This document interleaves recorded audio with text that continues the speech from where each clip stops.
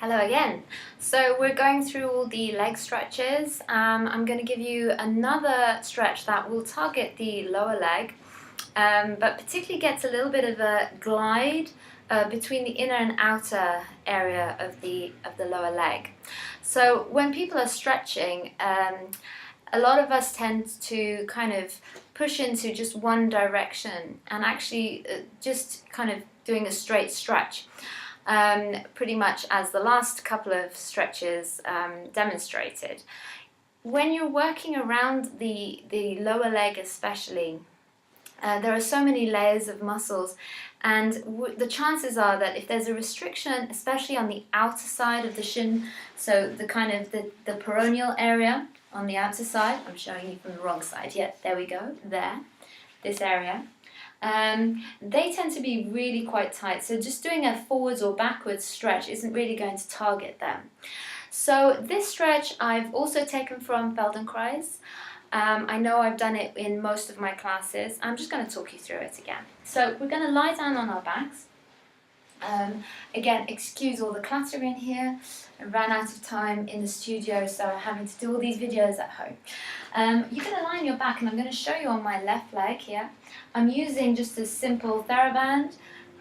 You can use just a towel. A towel is absolutely fine. And you bring the band around the foot, lie on your back, and just lengthen the bottom leg underneath you. Although, if your leg is really too tight, you can just have that knee bent. It doesn't really matter. And so this is the ideal position.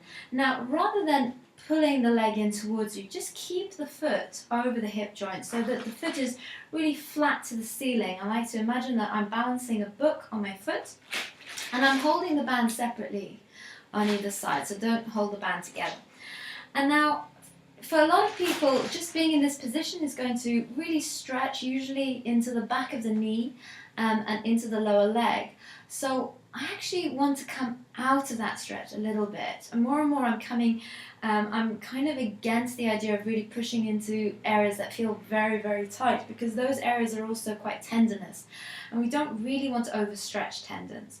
So I keep a little bit of space in the knee joint. And then flex the foot. So this is a really great stretch to add on if you've just done the calf stretch that we covered last time. So I bring my foot into this position, and then I'm just going to pull down through one side and then pull down through the other side. Now, for me, because I've got a little more movement, I can probably lengthen my knee a little bit more, so I can feel a little more of a stretch in that lower leg, and then I pull down, and particularly this way and then this way. When I go this way, when the foot is turning to face in towards my midline, I get a little bit of a nice stretch into that peroneal line on the outer side, which is quite hard to target when you're doing normal stretches. So just taking this little bit of articulation in the ankle really helps. And if this is a very strong stretch, I would put more slack into it. Don't push into it, because if you really push into a stretch, your nervous system fires up against it and it'll just hurt tomorrow. So we don't really want that. We want to actually create length and space without setting the stretch reflex off. And then rotate and rotate. And then I'm just going to just gently lengthen the heel to the ceiling, and that feels a lot better.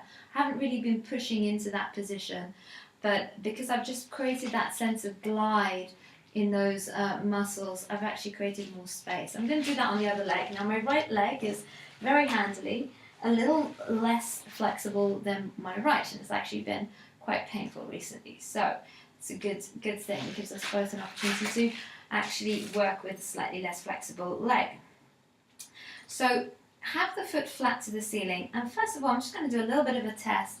I'm just going to see what does it feel like for me to lengthen the leg, and that's pretty good. I can lengthen it all the way. It just feels super uncomfortable. I'm just going to create that length here, see how that feels.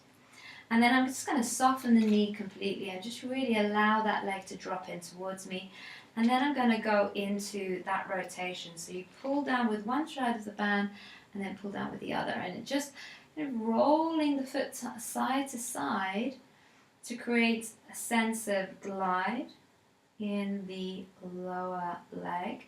So just doing this articulation in the ankle is changing the length of the muscles in the lower leg from the knee downwards. And I'm just going to breathe into that.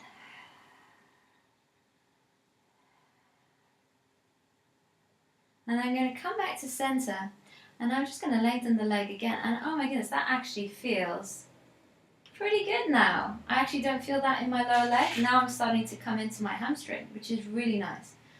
So that was great for me. I hope it worked for you too. Okay, thanks.